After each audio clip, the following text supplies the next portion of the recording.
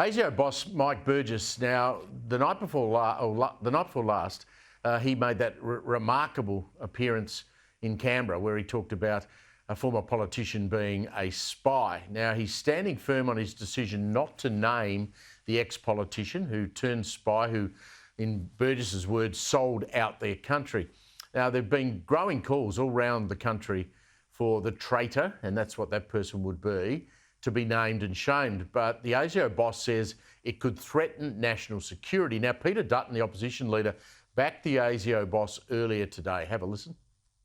It's a very serious threat. It's a threat to our democracy, it's a threat to our rule of law, and I think Mike Burgess is right from that perspective. To discuss this and much more, I'm joined by, I'm very happy to say, I'm joined by our Friday regular, former Queensland Premier Campbell Newman, who's spent plenty of time in this space. Should we know who it is? Oh, Steve, gee, that is a curly one. Well, I personally think we should know who it is. I think if we don't get told, then it was a mistake to raise it in the first place by the chief of ASIO.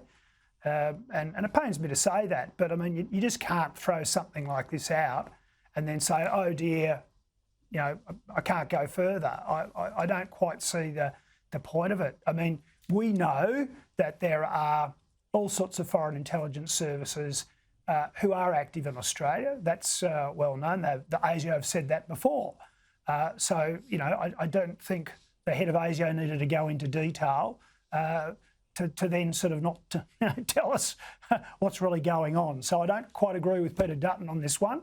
I think we should be told. Australians deserve to know the truth, and we're meant to be an open and free society.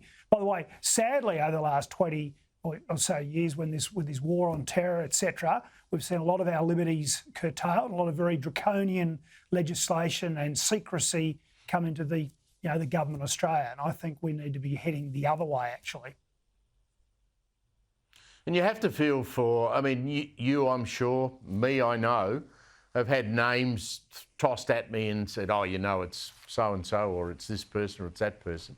Those people who would be horrified if their name was mentioned as a traitor to their country, a spy for a foreign power, just for them, we need to, don't we, clear this up so that they're not gossiped about?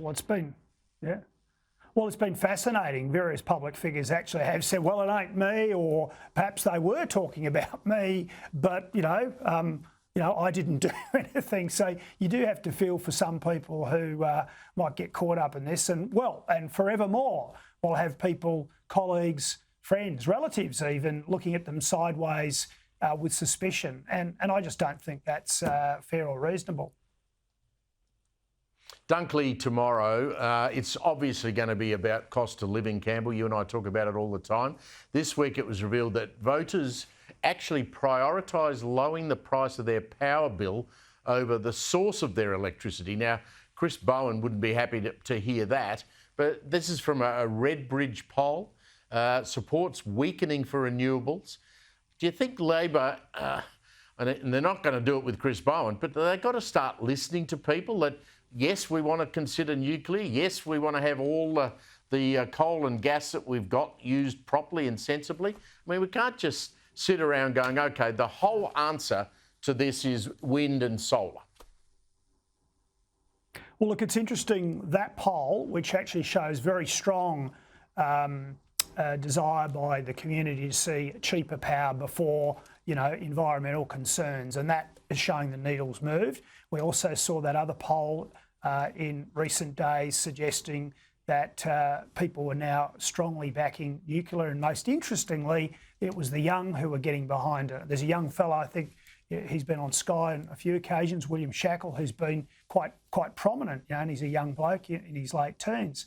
So, the needle's moving, and I think Australians are working out that the cost of net zero is probably something they don't want to bear, and they're looking for people to come up with new ideas. So I think the coalition are right to be putting forward the nuclear option, and I think that Chris Bowen and indeed the Prime Minister are looking increasingly isolated and silly when they just keep saying, perhaps clinging to their university sort of zealotry of 40 plus years ago. They're saying, they're hanging on to their sort of anti-nuke sort of stance from all those years ago, and they're looking silly.